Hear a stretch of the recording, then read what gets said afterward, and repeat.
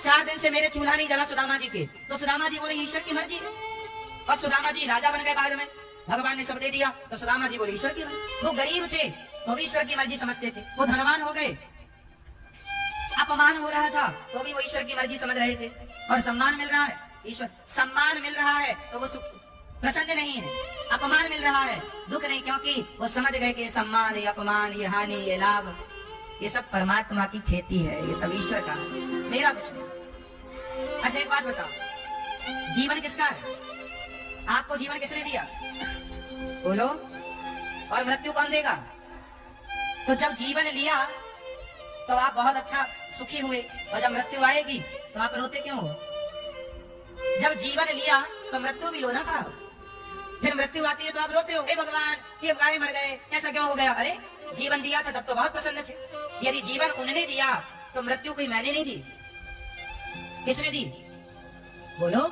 जीवन उनके द्वारा है तो मृत्यु उनके द्वारा। दोनों में ईश्वर की कृपा को मानने वाला व्यक्ति ही भक्त है। जीवन है तो खुश रहो और मृत्यु है तो भी खुश रहो। क्या करोगे? रो के भी क्या पाओगे? जो हर परिस्थिति में ईश्वर की कृपा का अनुभव करे वही ज्ञानी है, वही भक्त है। ये लक्षण है भक्त के। हाँ या ना?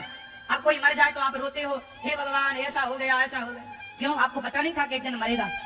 आप सबको ये पता होना चाहिए कि हम सब लोग एक दिन मर जाएंगे, पता होना चाहिए। कर्म पता नहीं है, फिर क्यों इतना प्यार, क्यों इतना अटैचमेंट?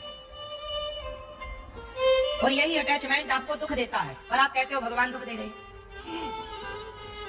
संसार से इतना अटैचमेंट मत रखो, इतना लगाव ना रखो, क्योंकि ये दुनिया आज है कल नहीं होगी। यही खेल समझना कठिन है साहब। और जो ये खेल समझ लेता है ना भगवान का, वो हर परिस्थिति में प्रसन्न होता है। राम राजा बनने वाले थे, खुश थे, और वनवास जाने लग गए तो राम रोए क्या? मैं वनवास जा रहा हूँ, क्या रोए राम? जितनी प्रसन्नता राजा बनने की थी, कहीं उससे ज्यादा प्रसन्नता वनवास जाने की है। जो हर परिस्थिति में हैप्पी रहे वही ना महान है। आप लोग परिस्थितियों के कारण प्रभावित होते हैं, याद रखिएगा। आप लोग किसके कारण प्रभावित होते हैं?